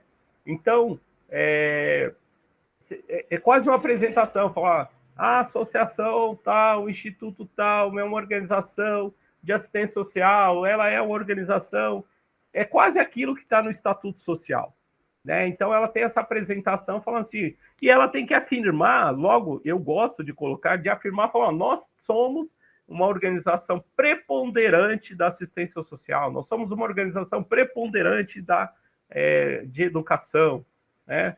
Então, essas informações já ajudam quem vai estar analisando do outro lado. Aí, o outro ponto, quais são os critérios de apuração da receita e despesa? Né? Então, normalmente, o critério de apuração é o critério do regime de competência. Né? Quais são as relações dos tributos de objeto de renúncia fiscal? Então, tem que dizer, eu já tenho o SEBAS, eu economizei quanto do SEBAS? Olha, eu tenho que dar essa informação também. Né? Eu recebi recursos públicos, a subvenção, né? Então, tive aplicação de recursos que tinha uma questão restrita, eu recebi tanto, apliquei tanto, ainda tem um saldo tanto a executar, né? E essa restrição, e destacando por doador, aí tem umas informações de eventos subsequentes, que já é um critério contábil aqui mais contábil, assim. Mas, assim, tem informações mínimas, né? Então, e aí a gente vai desenvolvendo, tanto que, às vezes, tem algumas organizações que acabam fazendo recorte e cola, gente. A gente pode usar uma boa nota explicativa para nos inspirar, tá? Mas não para copiar. Uma boa nota explicativa nos inspira, né? Então, muitas vezes a nota explicativa ela até é dialogada, né, com as partes envolvidas, né? Então, às vezes eu demando de quem faz os relatórios de atividade, eu falo assim, vocês lembram que eu falei lá nas exigências que fala assim, olha, tem que colocar aquela informação na nota explicativa. A lei complementar fala, tem que apontar isso na nota explicativa.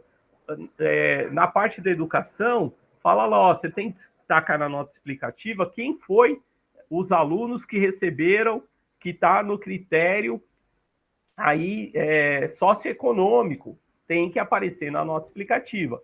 Eu, como contador, não é uma informação contábil, é uma informação complementar que eu vou ter que buscar em outras fontes, tá? Então, a nota explicativa ela é construída aí coletivamente, eu dialogando com a organização, eu como profissional da contabilidade, vou ter que beber de outras fontes, vou ter que dialogar com a assessoria jurídica, vou ter que dialogar aí com assistente social, vou ter que dialogar com a diretoria para a gente ter as informações. E aí tem outros itens, né? É uma lista longa e que fala da nossa... E essa segunda parte só queria dizer que segregar os atendimentos com recursos próprios dos demais atendimentos realizados pela entidade. Eu tenho que falar aquele atendimento que a gente usou, recurso nosso, e outro do recurso público ou vinculados, né, ou recursos restritos. Tá? Fala das gratuidades praticadas. Então, a nota explicativa ela é uma peça fundamental aí, né, e de diálogo e importante, e ela ajuda muito no processo de certificação do SEBAS, quando ela traz as informações claras. Bom, resumindo uma questão, gente. A contabilidade ou entidade beneficente deve sempre estar em conformidade com as exigências legais, não só para o SEBAS. Tudo aquilo que o SEBAS fala é obrigatório para todas as organizações, entendeu? Então, tudo que o SEBAS fala está na norma contábil. Né? Então, é obrigatório com ou sem SEBAS, tá? Então, é isso que tem que ficar claro. Então, nessa... E eu chamo a atenção para uma preocupação que aparece na lei complementar, que eu trago lá, que os ministérios certificadores, eles podem supervisionar, inclusive, e ele pode verificar a prática de irregularidade, ele pode notificar tanto os gestores municipal, estadual, federal, Secretaria da Receita Federal, os conselhos de acompanhamento e controle previsto, os tribunais de conta, o Ministério Público, porque ele pode pegar um documento da organização, inclusive os documentos contábeis, e falar, essa organização aqui não cumpre as finalidades dela, não. Ela não segue nem a regra contábil, tá? Então, muito cuidado na informação, inclusive, que é apresentada. E aí, só para a gente, indo por esses últimos períodos, né, os últimos 15 minutos aqui da nossa fala, eu vou apresentar um caso que eu tenho aqui de diligências, né? Então, vocês dialogaram um pouco sobre isso. Eu tenho um caso aqui de uma organização que ela está pedindo, fazendo requerimento de concessão do SEBAS, de renovação, primeiro concessão, e depois de um tempo que foi enviado os documentos, veio diligências, tá? Aí, as diligências veio apontando um conjunto de coisas que eu queria mostrar um pouco aqui para vocês, que é bem interessante. Aqui é caso prático mesmo, que eu tenho aqui do escritório, que a gente está dialogando tanto com a assessoria jurídica, tanto com a assessoria que está dando suporte à organização no requerimento de SEBAS. É uma organização vinculada da educação, tá?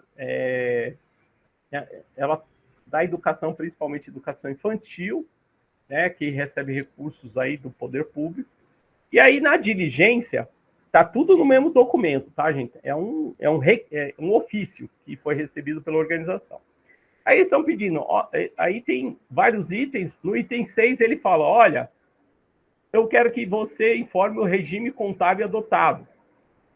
Informar o regime contábil adotado nas práticas contábeis da entidade, a fim que seja possível a verificação do atendimento às normas contábeis. Né? Ele pede isso no 6. No 8, ele vai lá e fala assim, a mesma coisa, informar o regime contábil adotado, né?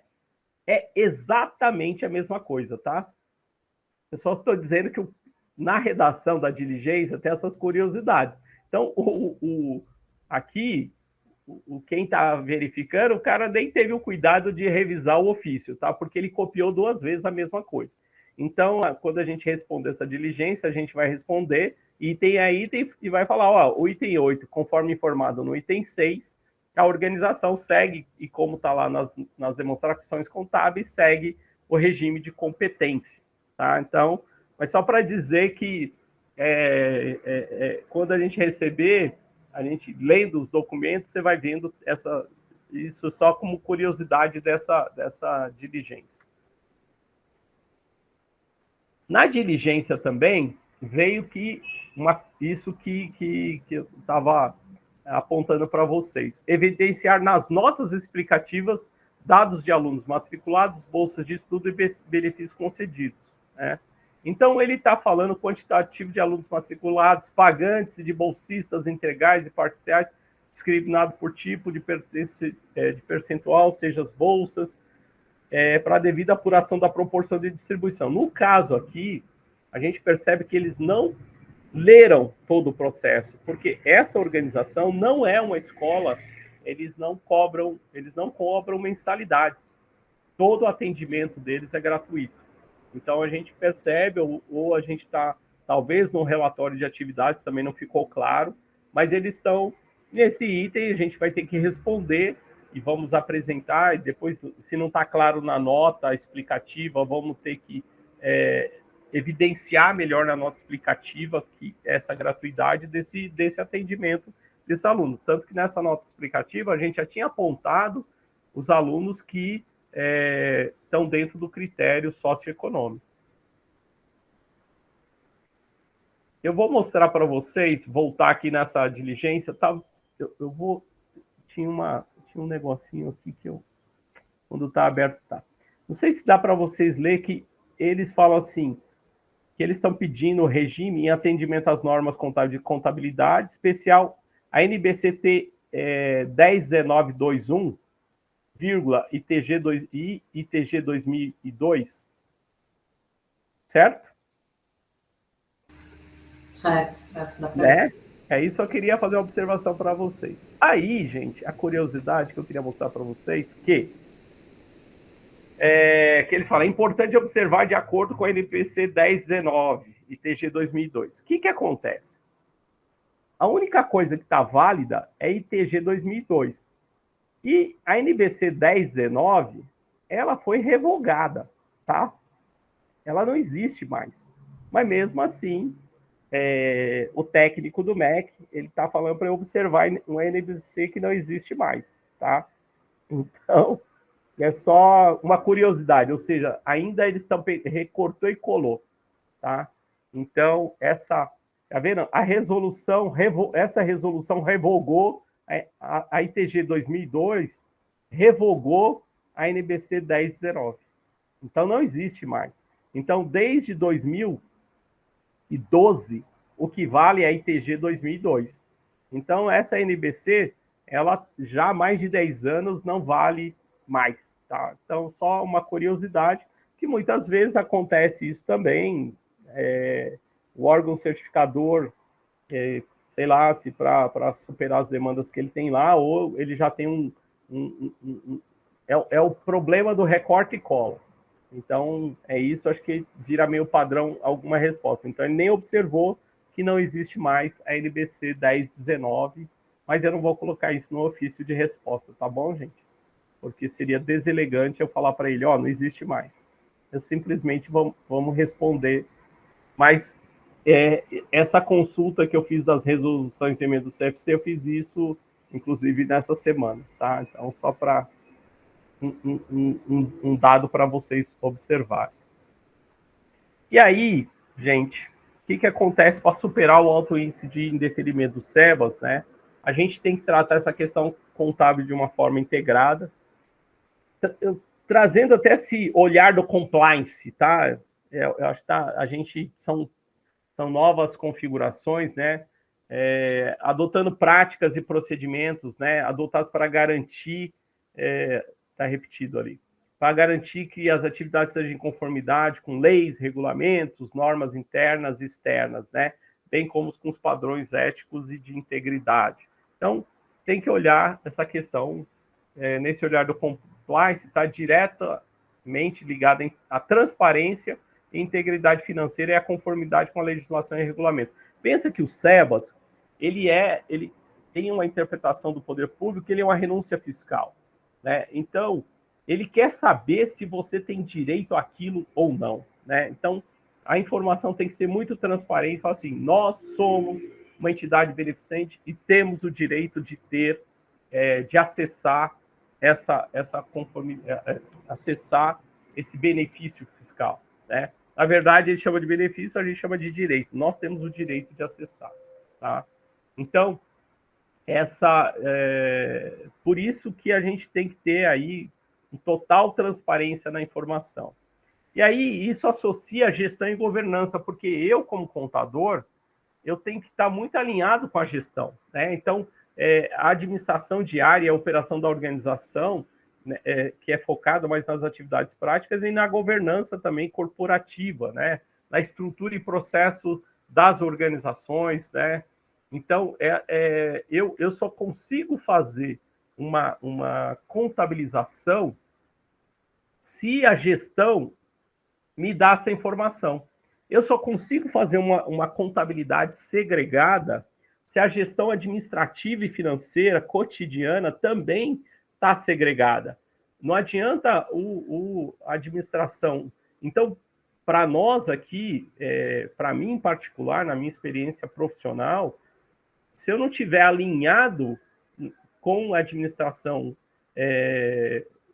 financeira da organização, se eu não tiver um diálogo, eu nunca vou conseguir fazer uma demonstração contábil segregada. A segregação já vem lá na origem, né? Já vem da informação cotidiana, dessa administração cotidiana. E isso vem de uma decisão, de uma governança corporativa. Se não tiver, se a organização está estruturada também para garantir essa segregação por áreas de atendimento, se isso não vem de uma decisão da governança, a gente vai conseguir, nunca vai ter essa gestão com esse olhar, e nunca a gente vai ter essa contabilidade com informação suficiente para que a gente consiga ter o SEBAS. Então, não é culpa da contabilidade isolada nesse sentido. Essa ideia da governança, eu tenho que ter sistemas, eu tenho que ter processos, tenho que ter práticas implementadas nas organizações que vai garantir, né, essa transparência, essa responsabilidade, e que tudo isso eu estou cumprindo a missão institucional, né, na promoção dessa sustentabilidade de longo prazo. Tá? Então, com isso, queria falar com vocês essa pergunta: como que eu integro, fechando até essa semana, esse ciclo que vocês fizeram, aí os parabéns aos que permaneceram toda essa caminhada, essa pergunta assim: como integrar a ação contábil com as demais áreas das organizações da sociedade civil? A gente está lá na ponta, é o último, né? Vamos pensar assim, que busca. Mas, por exemplo, parte desde essa discussão das finalidades e objetivos, né, que está lá no Estatuto Social, tem a ver com as inscrições tributárias, né, tem a ver com o que está lá descrito no CNPJ, e isso vai definindo, já vai respondendo aquilo que a área de atuação da organização, está nesse eixo da gestão, na gestão financeira, registros e controles segregados por atividade e por fonte de financiamento. Esse registro nasce na gestão, né, na questão operacional, né, nos registros das atividades, considerando as finalidades e objetivos. Ou seja, a gente tem que desenvolver muito uma habilidade de registro, né, de registro das ações, né, focado em planos, em planejamentos, né? Então a gente tem que aprender a registrar aquilo que está sendo o que está sendo desenvolvido. E tudo isso vai desembocar na contabilidade. E a gente da contabilidade vai ter que seguir aquilo que está segregado nos controles financeiros e que dentro das finalidades e objetivos da organização, integrar os relatórios da gestão financeira operacional com a contabilidade, né, para que a gente possa refletir as finalidades e objetivos estatutários nas demonstrações contábeis. Né? O que eu falo na demonstração contábil, ele não está isolado desse fluxo. Tá? Então, a gente fecha essa semana, esse ciclo de formação, né, e que a gente possa trazer. Então, vocês que principalmente vão assessorar as organizações, que já assessoram as organizações, que a gente possa ter essa visão de conjunto, tá? Então, eu faço um pedido especial em nome dos contadores, de uma maneira geral, todos os colegas contadores que atuam nesse segmento. A gente não pode ser o último a saber. A gente não pode ser aquele que é só lembrado, fala assim, manda aí para mim o balanço, tá? Então, a gente tem que dialogar lá desde a direção da organização, tem que chegar para nós e falar assim, olha, nós queremos o SEBAS. Vamos sentar junto? A nossa assessoria jurídica está aqui, vamos dialogar sobre isso, o que nós precisamos. A gestão está aqui alinhada, então o que a gente precisa para que a gente possa apresentar um requerimento, requerer aí o SEBAS e que a gente tenha sucesso. Tá bom? Então, gente, é um pouco isso que eu gostaria de estar comentando com vocês, e queria abrir ainda nesses minutos para algumas questões. Desculpa aí, eu não respirei, tá vendo, Rodrigo? A gente se empolga, nem respira, vai engatando as coisas assim, mas é que a gente realmente é uma área que a gente se apaixona, porque também, quando a gente vê os resultados na ponta, a gente fica orgulhoso de ser contador de uma organização que atende tantas pessoas, né? Então, e a gente se sente orgulhoso de fazer parte disso também, que a nossa informação, que aquela nossa assessoria técnica contribui para aquele resultado lá na ponta, né? Mesmo a gente tá ali escondido, às vezes nós da contabilidade está ali meio no porão, ninguém vê a gente, né? Mas a gente é uma parte integrante, fundamental, e que possa aprimorar. Né? É isso. Fica aí à disposição aí para comentários, o que vocês... à vontade. Diga, Rodrigo. Eu até vou falar um negócio, né? Porque a gente faz... Eu e o Aguinaldo somos amigos, somos também parceiros profissionais, né? Uhum. E sempre juntos, né? E a gente, pelo menos eu vejo uma dificuldade, né? Que a gente sempre fala dessa coisa da integração entre os profissionais, né? E eu vou falar uma coisa assim tão óbvia, e até com palavras não muito bonitas, né? Uhum. Mas uma vez uma entidade estava tudo atrapalhada e estava culpando o contador, né? Daí eu falei assim, sabe o que falta? Você, gestor, levantar a bunda da cadeira e o contador levantar a bunda da cadeira e vocês lerem as coisas junto, né? Mas não é só para o contador ou o dirigente, é para todo mundo, né? Existe uma dificuldade nos processos de gestão, as pessoas não querem ler e elas também querem fazer, às vezes, o mínimo possível achando que aquilo vai resolver, né? A lógica... E é tão óbvio isso, né? Imagine se o cirurgião do seu filho pensar assim. Não, é que às vezes é mais fácil você terceirizar a culpa, né? Então, mas é isso.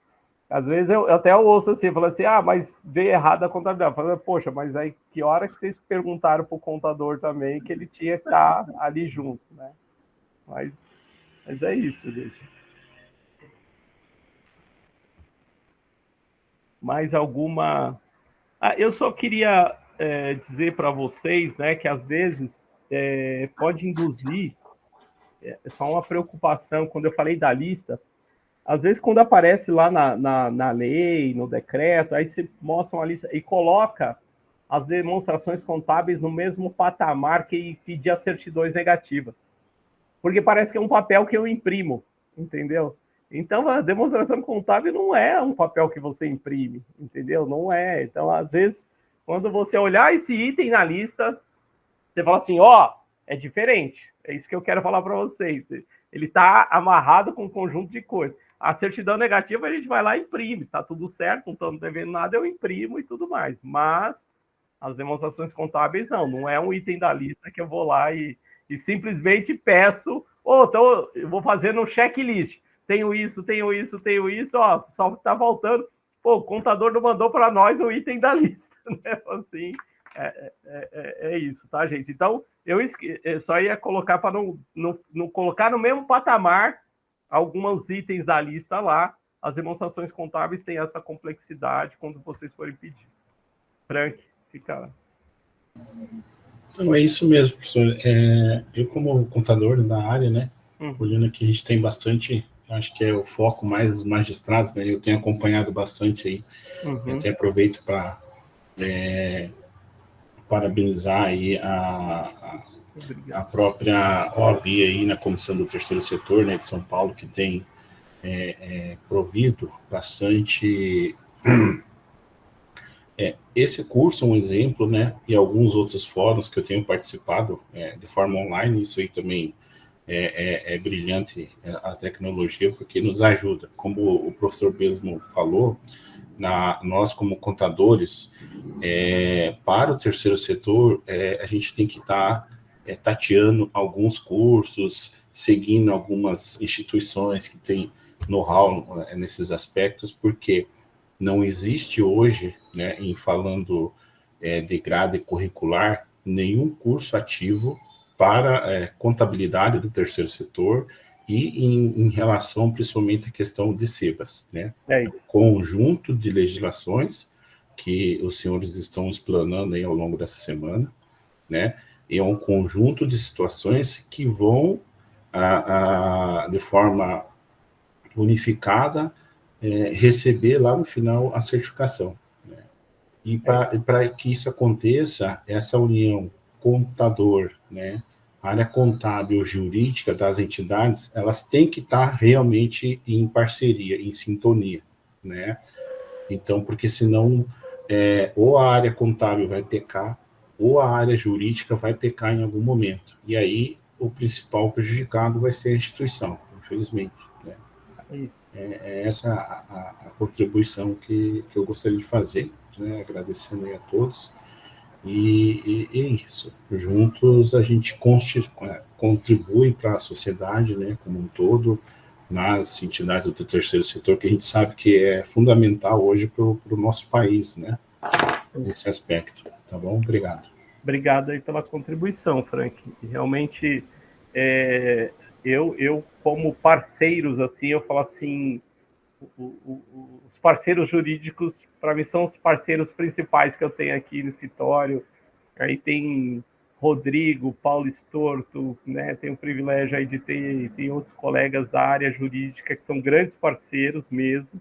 E quando a gente conversa, assim, e tem as coisas afinadas, a gente cria coisas novas, né? Então, acho que auditores também, a gente tem auditores que são parceiros, pessoas preocupadas com o segmento também, que a gente dialoga muito e contribui muito também, então, e que tem até esse olhar mais apurado, né? Porque eu sempre falo para o auditor, pô, a gente tem um trabalho danado para você vir colocar defeito naquilo que a gente fez, pô, tem um trabalho danado, você vem fazer uma listinha do que a gente não fez, né? Não, mas tem um olhar técnico apurado, então a gente aprende, né? Então a gente vai aprimorando o nosso trabalho, né? Então, e que o grande beneficiado vai ser a sociedade de uma maneira geral, para trazer transparência mesmo, né? Então, eu falo principalmente a responsabilidade que nós contadores temos, né? Nós assinamos junto as demonstrações contábeis. A gente assina junto com o presidente, cara. É algo, assim, relevante, né? Tá lá o nosso nome, falou, ó, eu estou atestando que aquele dinheiro que entrou, aquilo entrou, foi aplicado dessa forma e desse jeito. Eu estou assinando, né, isso junto, né? Então, mas é isso. Agradeço imensamente. Agradeço até, viu, Rodrigo, vocês da Comissão do Terceiro Setor da OAB, que realmente abriu muito esse diálogo nesse campo. Acho que mesmo é um avanço que a gente percebe e abre esse espaço para outros profissionais também virem dialogar, né? Então, multidisciplinar, esse olhar que a comissão tem. Então, agradeço bastante também essas oportunidades que nos dão das outras áreas para a gente estar aqui conversando. E podemos ter outros espaços. E fico à disposição aí, gente. E agora, os resistentes aí, sextou. Desejo para vocês aí uma ótima sexta, um ótimo final de semana, que a gente tenha outras oportunidades, que a gente possa encontrar aí nos eventos. Eu vou disponibilizar, e lá tem meu contato, tem o meu e-mail, fica à disposição aí, Frank, vamos trocar mais ideias também, tá? E qualquer questão que vai surgindo também, a gente vamos aprendendo junto, tá bom? E que possamos aí fortalecer essa ação, tá bom? Tchau, tchau, gente. Boa noite, obrigado. Tchau, tchau. Tchau, tchau. Obrigada.